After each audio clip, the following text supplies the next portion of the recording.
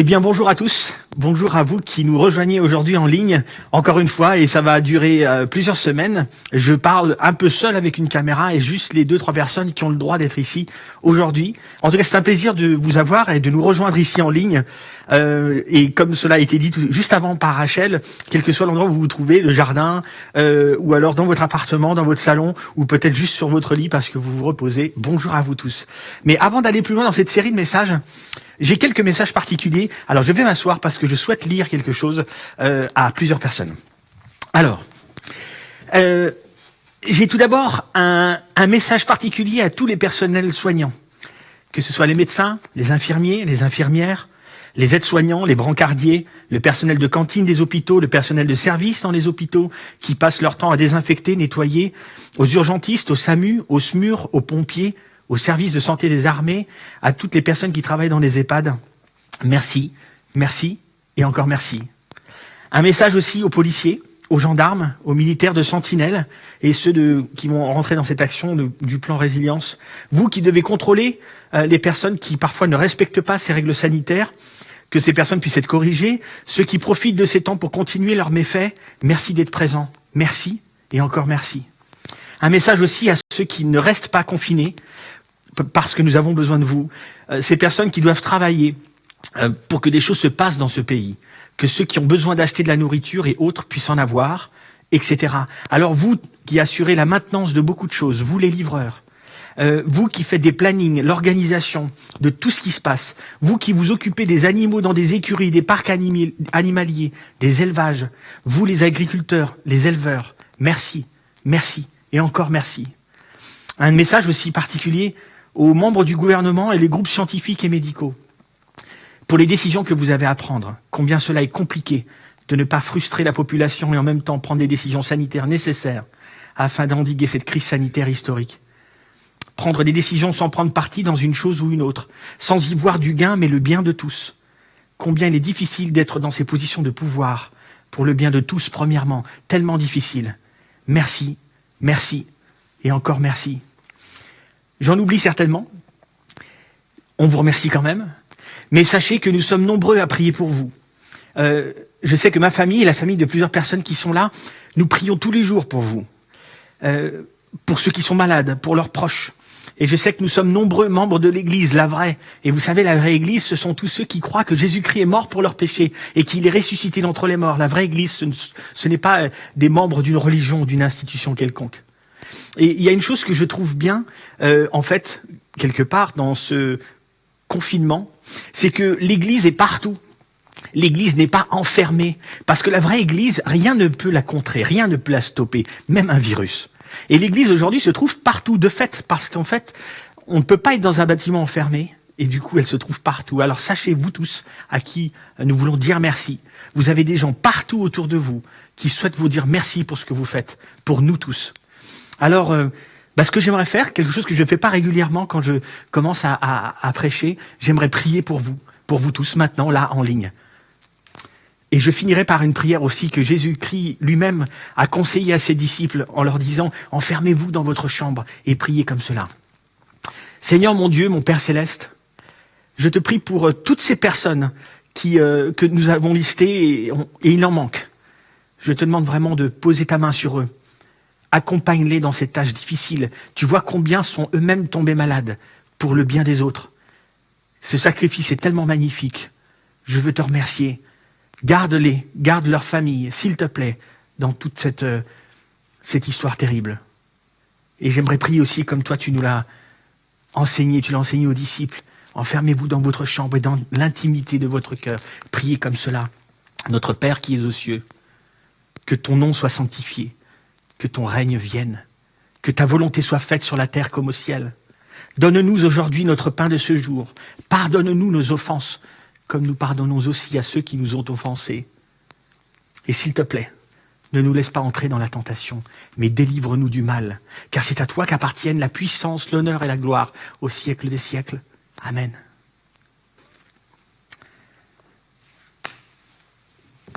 Nous sommes dans la deuxième partie. Je tourne le volet. La deuxième partie de cette série, 5 choses qui font grandir la foi. Et Merci donc de nous rejoindre et on a encore pas mal de choses à voir ensemble, au moins 4 choses après celles d'aujourd'hui, les choses qui font grandir la foi. Et c'est un sujet que l'on aime, mais avant de parler on les aime tous évidemment, mais avant de parler du sujet d'aujourd'hui et de cette première chose qui fait grandir la foi, j'aimerais juste faire un rappel de ce que nous avons vu ensemble. La semaine dernière, nous avons parlé de cette foi que nous devrions tous avoir, cette foi que Dieu souhaite que l'on ait. Et je vous ai proposé d'imaginer un instant que vous avez cette grande foi. Lorsque toutes les choses se passent bien, vous avez cette confiance absolue en Dieu. Lorsque les choses se passent mal, vous avez aussi cette confiance absolue en Dieu. Lorsque les prières ne reçoivent pas les réponses que vous souhaitez, vous allez peut-être vous dire bon d'accord Seigneur, certainement tu dois piloter. Oui d'accord Dieu, je comprends pas tout, mais certainement que tu pilotes tout ça. Vous voyez, c'est cette confiance-là. Et on a vu les 2 histoires de 2 hommes qui ont été confrontés à Jésus et ses enseignements et qui ont pu bénéficier aussi de guérisons. Des choses qui sont exceptionnelles en fait, ces guérisons-là. Et il y a 2 personnes qui sont particulières, 2 personnes qui étaient catégorisées un peu comme des personnes impures. La première, c'était un lépreux. Et un lépreux, à l'époque, était totalement impur à cause de sa maladie. La deuxième personne, c'était un officier romain, un centurion romain responsable de 100 personnes, et c'était l'occupant du pays de l'ancienne Palestine. Et donc il était impur pour plusieurs raisons. 1, il était très méchant. 2, il n'avait pas forcément la bonne religion de l'époque, et du coup il était forcément impur. Les 2 ont été guéris. Au premier, Jésus lui dira, écoute, ne va pas dire ce que moi j'ai fait pour toi. Mais lorsque tu iras au temple, pour la première fois de ta vie, parce que avant, en tant que lépreux, tu ne pouvais pas y aller. Mais lorsque tu iras dans ce temple pour remercier Dieu par un sacrifice, alors les personnes autour pourront rendre témoignage de ce que Dieu a fait pour toi. Et à l'officier romain, qui répond à Jésus, qui dit à Jésus, tu n'as pas besoin de venir voir mon serviteur qui est malade et qui souffre. Tu n'as juste qu'à parler et il sera guéri. Jésus est rempli d'admiration. Rempli d'admiration. Et effectivement, le serviteur va être guéri, mais ce que Jésus a voulu relever, c'est l'admiration qu'il a eue pour cette foi immense qu'il n'avait jamais vue. Une foi qui disait, tu n'as pas besoin de venir, tu parles et ça se fera. Et vous savez, c'est ce que Dieu souhaite pour nous tous en fait. Être en pleine admiration face à notre confiance absolue en lui, notre foi. Et c'est le souhait de Dieu. Et c'est pour ça que nous avançons dans cette série des 5 choses qui font grandir la foi. Pour qu'on puisse aussi, lorsque l'on arrive dans des épreuves, comme nous pouvons être aussi aujourd'hui, qu'on puisse se dire, mais Dieu doit être aux commandes. J'en suis convaincu, je le vois pas là, je comprends pas tout, mais je veux le croire.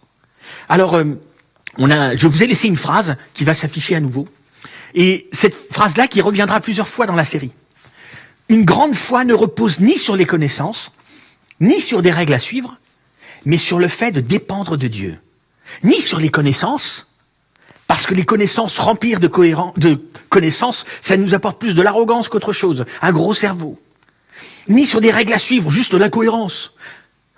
Parce que ça, c'est que pour moi, en fait. Alors que la dépendance, dépendre de Dieu, ce qui est fantastique, c'est que elle va nous pousser à l'intimité relationnelle avec Dieu. Et c'est ce qui fait la différence.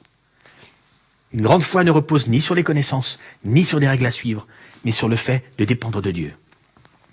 Alors aujourd'hui, j'aimerais attaquer la première chose que nous avons listée, que nous considérons comme faisant grandir la foi. 5 choses qui font grandir la foi, et la première, c'est celle-ci. Les enseignements pratiques. Les enseignements pratiques. Alors ça nous tient extrêmement à cœur, parce que depuis le début de ce projet d'église de l'abri et d'aujourd'hui réactif, une église multisite, on a voulu mettre en avant ces 5 valeurs, ces 5 choses qui font grandir la foi. Et les enseignements pratiques, en fait, quelque part, je devrais pas dire grand-chose, parce que rien que l'expression dit tout. Je devrais m'arrêter là, mais c'est pas ce que je vais faire, parce que l'idée c'est que vous êtes connectés pour écouter un petit peu plus longtemps que ça. En fait, les enseignements pratiques nous dit quoi? Nous dit, il ne s'agit pas juste de savoir, mais de savoir ce que l'on fera de ce que l'on sait. C'est ça les enseignements pratiques. Il ne s'agit pas juste de savoir plus, mais de savoir ce que nous ferons avec ce que nous savons aujourd'hui. C'est toute l'idée de ce message. Et ce que nous allons voir, c'est que Jésus-Christ lui-même, ainsi que ceux qui ont écrit plusieurs livres du Nouveau Testament, dont l'apôtre Paul, qui a écrit, celui qu'on appelle l'apôtre Paul, qui a écrit la moitié du Nouveau Testament, Pierre, Jean, ils sont tous là en train d'enseigner des choses pour qu'on puisse mettre en pratique des choses, et pas juste les garder au niveau théorique et cérébral. Parfois certains chrétiens avec des bonnes motivations pensent qu'il faut juste enseigner tous les conseils de Dieu, c'est la seule chose que l'on doit faire, enseigner plein de connaissances et plein de connaissances. Écoutez, c'est super. Apprendre même par cœur 66 livres, ça peut être génial, mais ça ne fera jamais grandir votre foi si vous ne mettez pas en pratique ce que vous lisez, ce que vous apprenez par cœur. C'est aussi simple que ça. Et c'est ce que nous allons approfondir aussi avec Jésus. Alors, j'aimerais voir un passage avec vous qui se trouve dans l'évangile de Matthieu. Matthieu, on en a parlé déjà la semaine dernière, et Matthieu, c'est un disciple de Jésus que Jésus lui-même a choisi pour le suivre pendant les 3 années de son travail, de son ministère. Et Jésus a choisi cet homme qui, pour beaucoup, était un impur, en fait, aussi, parce qu'il était ce qu'on appelle un collecteur d'impôts à l'époque, qui faisait sa marge sur l'argent qu'il demandait et qu'il donnait après à l'Empire de Rome. Et donc, c'était quelqu'un qui était très mal vu, qui avait plutôt une mauvaise vie. Mais Jésus l'a choisi, lui, parce qu'en fait, il peut choisir n'importe qui. Parce qu'on peut tous devenir un disciple de Christ, un enfant de Dieu. Et donc, ce Matthieu, lui, son boulot, et dans cet évangile en tout cas, c'est d'écrire ce que Jésus dit, de mentionner les faits, les miracles que Jésus a pu faire pendant son ministère ici-bas. Et donc, dans cet évangile de Matthieu, on va lire un passage qui se trouve après un long discours, un long message, où Jésus va se trouver sur un mont, une espèce de montagne, certainement pour avoir une bonne acoustique, parce qu'ils étaient nombreux à le suivre à ce moment-là. Et ce message, ce grand discours, est appelé le sermon sur la montagne. C'est comme ça que nous l'avons appelé communément. Le message du haut de la montagne. Et dans ce message-là, qui dure assez longtemps dans l'évangile de Jean, plusieurs chapitres, Jésus, en fait, va parler d'énormément de choses extrêmement pratiques. Et d'ailleurs, le cœur de ce message, c'est de dire, voici comment vous devez vivre, comment vous devez appliquer tout ce que vous croyez, tout ce que vous savez. Et c'est ce qu'il dit tout le long. Et contrairement à ce que certains peuvent penser parfois, oui, mais quand on lit ce passage, on peut imaginer que c'est impossible à vivre. C'est certainement pour l'éternité, le jour où on sera parfait, ou j'en sais rien. Et en fait, pas du tout. C'est déjà pour vivre aujourd'hui. En fait, ce que dit Jésus dans ce message incroyable, il est en train de dire, si vous avez cette confiance absolue en Dieu, si vous avez cette foi immuable en moi, cette grande foi, alors vous agirez comme ceci. C'est ça qu'il nous dit. Il ne dit pas que c'est quelque chose d'impossible à vivre. L'ensemble est presque impossible à vivre parce que qui peut dire qu'il peut tout appliquer tout de suite aujourd'hui dans sa vie? Mais par contre, c'est ce qu'il nous dit. Si tu as cette grande foi, alors c'est comme ça que tu vas agir. Et c'est ça, ce sermon sur la montagne, ce grand message. Et donc, on va se trouver à la fin de ce message. Et à la fin de ce message, Jésus souhaite nous dire quelque chose de hyper fort qui, évidemment, colle avec les enseignements pratiques que nous allons voir aujourd'hui. On y va. Alors, juste une petite parenthèse avant de lire, là. C'est que c'est un passage où beaucoup de chrétiens ou de gens qui ont grandi dans des familles chrétiennes, et vous avez compris, il y a ceux qui sont vraiment chrétiens dans ce groupe, ceux qui croient que Jésus-Christ est mort pour leurs péchés, qu'il est ressuscité d'entre les morts et qui souhaitent le suivre, et il y a ceux qui ont grandi culturellement dans ce cadre-là. Beaucoup connaissent cette histoire. Certains connaissent même des chansons attachées à cette histoire. C'est drôle, même si c'est des chansons qui parfois ne disent pas vraiment ce que le texte dit, mais bon, les gens le connaissent. Et donc on va aborder ce texte-là un instant. On y va ? C'est pourquoi, c'est Jésus qui parle, celui qui écoute ce que je dis et qui l'applique ressemble à un homme sensé qui a bâti sa maison sur le roc. Je relis parce que je ne vais pas lire beaucoup de textes aujourd'hui. C'est pourquoi celui qui écoute ce que je dis et qui l'applique ressemble à un homme sensé qui a bâti sa maison sur le roc. Si vous voulez que des choses changent dans votre vie, si vous voulez avoir une vie meilleure, appliquez. Faites. Ne vous contentez pas juste d'écouter. Mettez en pratique. C'est ça qui va faire la différence. Si vous ne le faites pas, il ne se passera pas grand-chose. Vous allez avoir juste une grosse tête remplie de connaissances et de choses comme ça, mais si vous ne vivez pas la moindre connaissance, votre foi ne grandira pas. Et dans ce texte, le texte est clair. Bâtir sur le roc, c'est mettre en application ce que Jésus nous a dit et ce que nous avons entendu. Alors, certains pourraient me dire, mais oui, mais quand même, j'ai une bonne vie, j'ai une bonne foi, je suis chrétien depuis longtemps, je viens à toutes les célébrations, je vis une messe tous les jours, régulièrement je vais à des rencontres où on lit la Bible, etc. Ouais, mais ça change rien en fait. Et même vous qui vous êtes connectés maintenant, écoutez ce que j'essaie de transmettre maintenant de ce que Jésus nous transmet. Si vous ne faites qu'écouter et vous n'appliquez pas, vous ne bâtissez pas sur le roc. En fait, ça sert à rien. Enfin, en fait, intellectuellement, c'est bien, parce qu'au moins, je me dis que quand je parle à une caméra, il y a des gens qui sont derrière. Restez, s'il vous plaît, ne vous déconnectez pas tout de suite. Mais l'idée, c'est que si vous vous contentez juste d'écouter et que vous ne mettez pas en application, vous bâtissez sur autre chose que du roc. Et c'est ce que Jésus est en train de nous expliquer. Donc, il ne s'agit pas juste de mettre en pratique pour avoir la faveur de Dieu, c'est pas ça. Mais si vous voulez vraiment avoir une vie meilleure, avoir une foi plus grande, et vous sentir mieux au travers de toutes les choses que vous allez vivre, mettez en application. C'est simple. Jésus va continuer.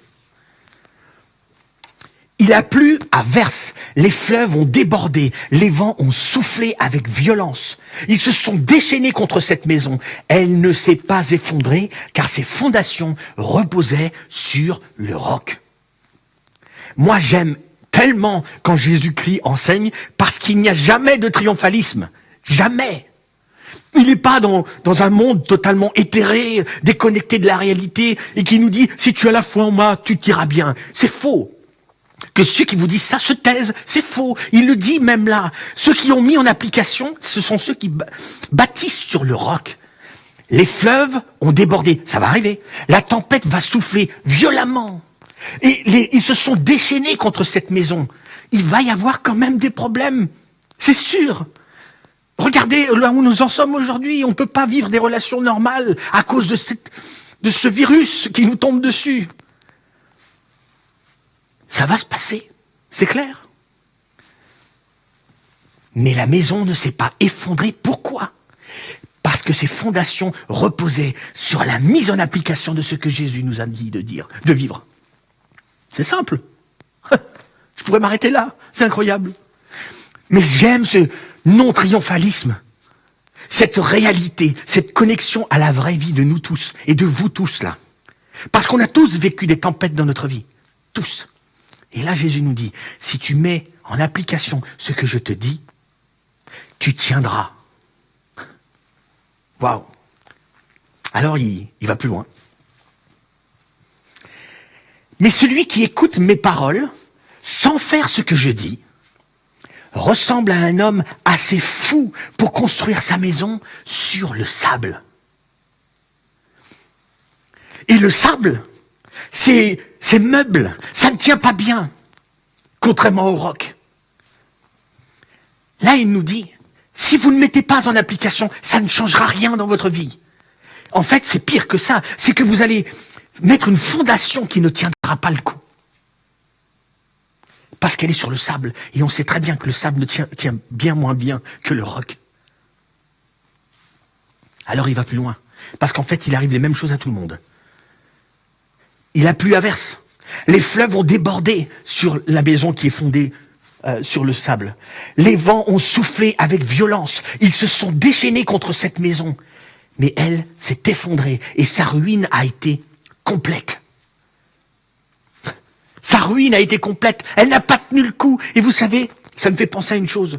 Il y a des statistiques que je n'ai plus en tête maintenant. Mais beaucoup de gens qui étudient parfois la Bible pendant des années dans des instituts bibliques, des facultés de théologie, etc. Ou des gens qui, pendant 6, 7, 8 ans de séminaire, avant d'être prêtres par exemple, vont avoir une tête gonflée de connaissances incroyables. Et parfois, il leur arrive une tempête, un vent violent qui souffle sur leur vie.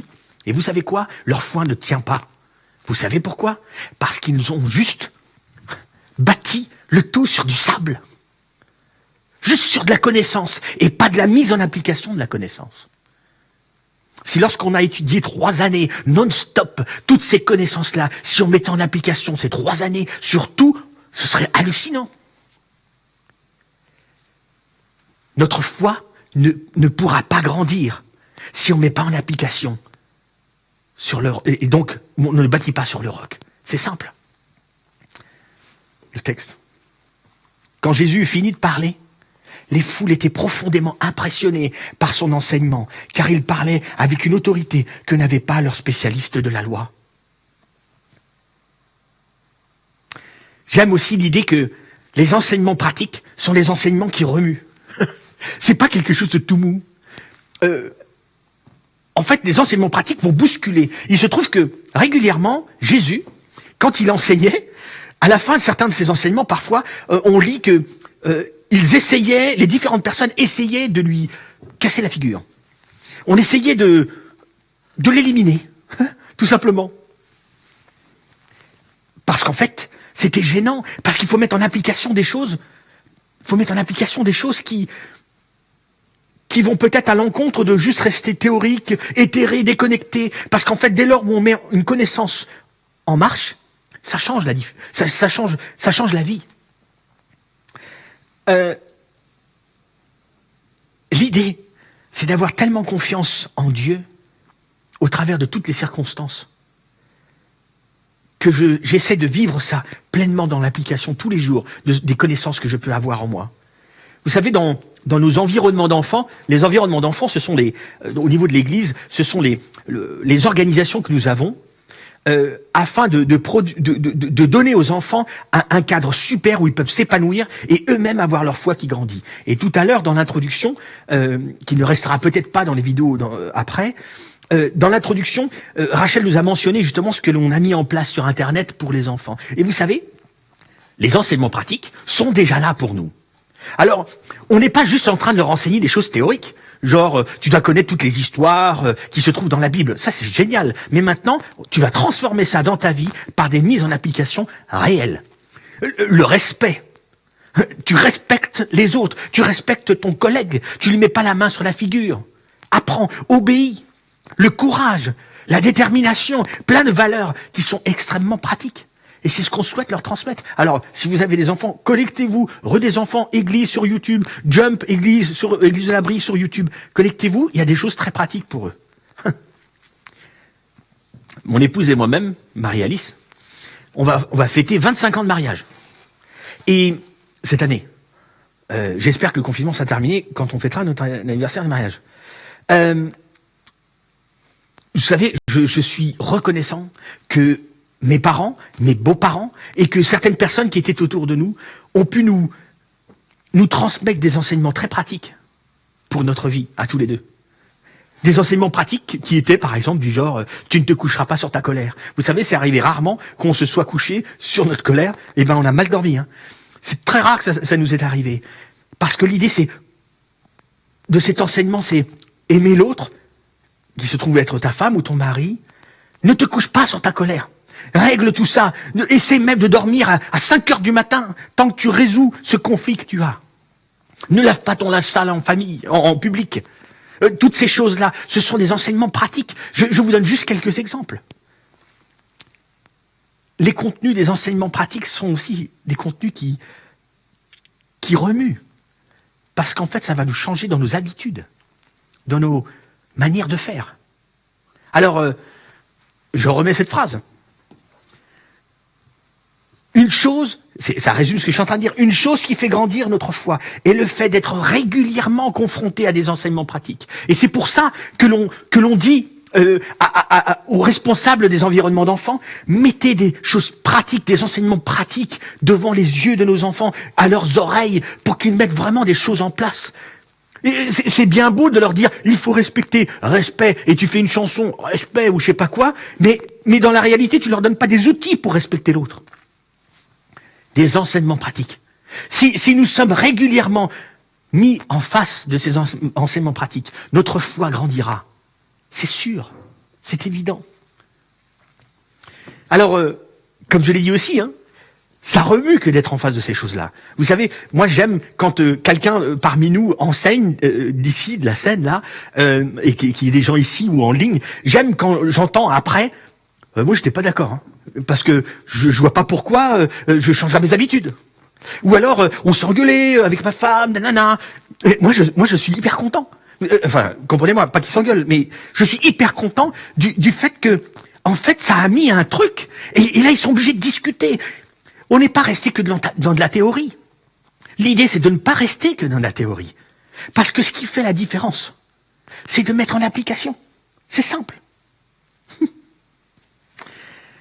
C'est le cœur de ce que je voulais vous transmettre aujourd'hui. La première chose qui fait grandir la foi. Alors, je vais mettre quelques lignes ici, là. L'amour sans les actes n'est pas de l'amour. On connaît ces phrases. L'amour sans les actes n'est pas de l'amour. Dire juste « je t'aime », c'est facile. Juste le dire, c'est facile. Maintenant, de le montrer par vos propres actes, c'est autre chose. Le deuxième, qui va mettre un peu de temps à se mettre, tac. Voilà. La foi sans les œuvres est morte. La foi, si elle n'est pas dans l'action, elle est comme inexistante. C'est comme si, oh, j'ai la foi, vraiment, je crois à Dieu, nanana, c'est super, mais il n'y a pas d'action, il n'y a pas d'œuvres particulières qui suivent, qui sont la conséquence d'eux. Elle est morte. Et le troisième, du coup, coule de source. Les enseignements sans la pratique ne feront pas grandir la foi. Les enseignements sans la pratique ne feront pas grandir la foi. On aura une tête gonflée, énorme, mais ça ne changera rien.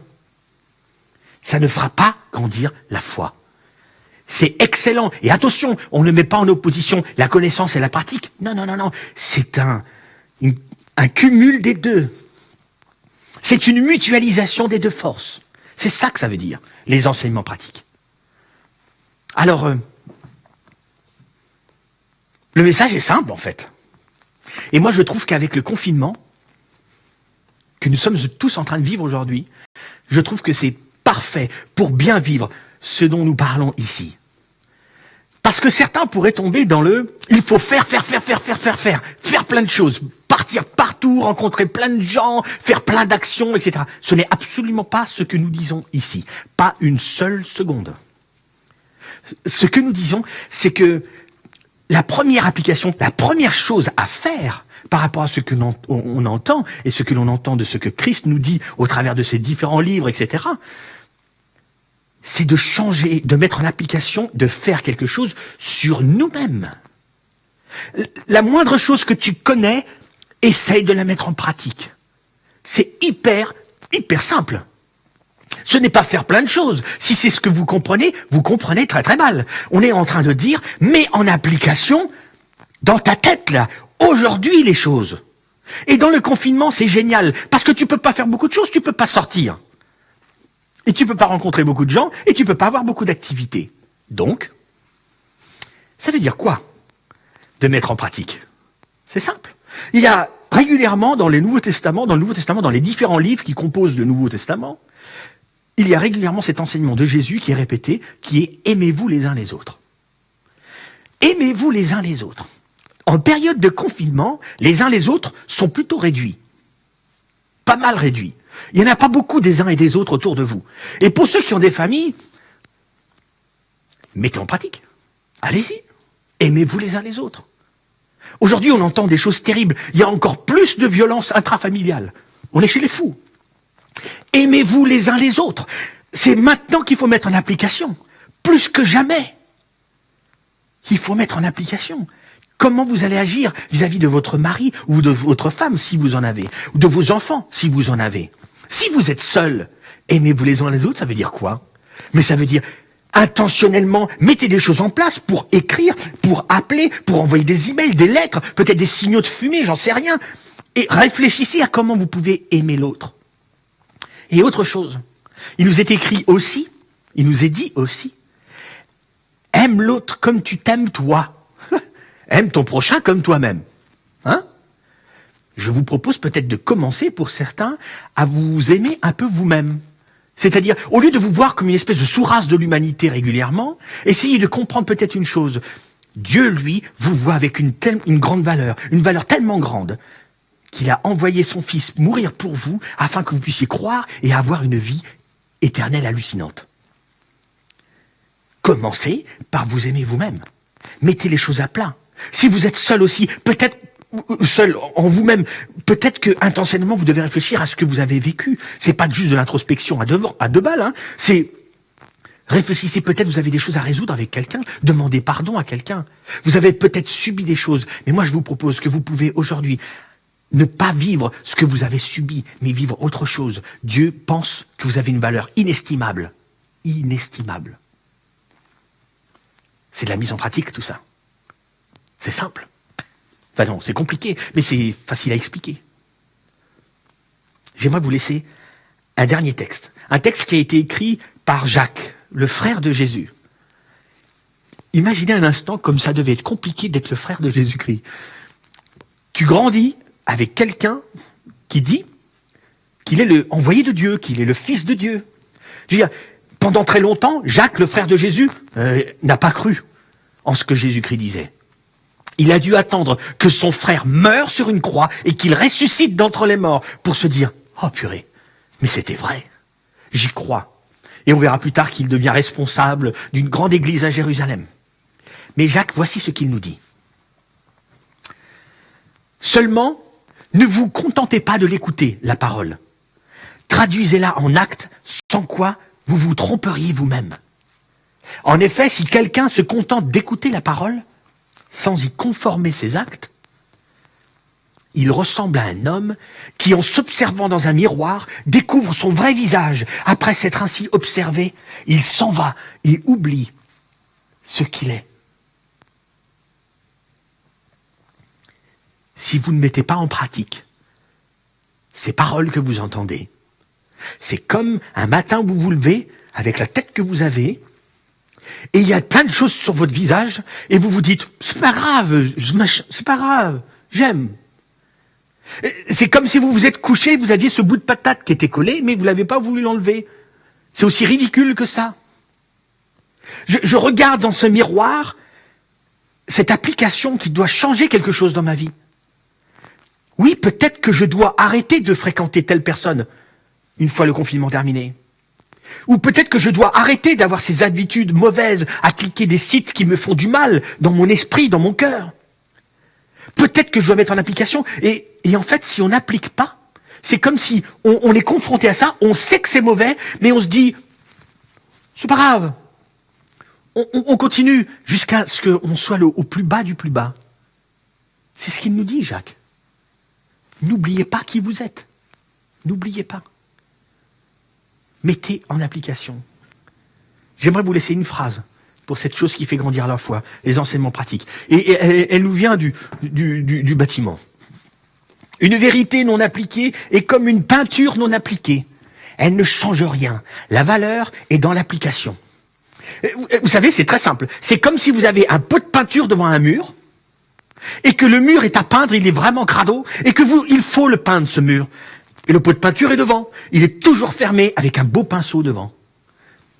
Si vous n'appliquez pas, si vous n'ouvrez pas ce pot de peinture, vous trempez pas le pinceau pour appliquer la peinture sur ce mur, ça ne changera rien. C'est exactement la même chose pour une vérité qui n'est pas appliquée. C'est exactement la même chose pour un enseignement qui n'est pas mis en application, un enseignement qui n'est pas pratique.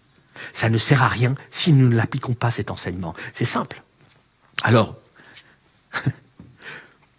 je vous le répète, si vous ne mettez pas en application ce que vous entendez de Jésus-Christ, c'est comme si vous bâtissez sur le sable. Quand la tempête va arriver, et certains vivent déjà une tempête importante aujourd'hui, la maison ne tiendra pas. Alors que si vous mettez en application, c'est-à-dire que si vous ne restez pas juste sur de la théorie, quelle que soit la croyance que vous voulez croire, mais si vous ne la mettez pas en application, si c'est juste théorique, ça ne changera rien et du coup vous ne bâtissez pas sur le roc. Alors que si vous mettez en application, vous bâtissez sur le roc. C'est simple.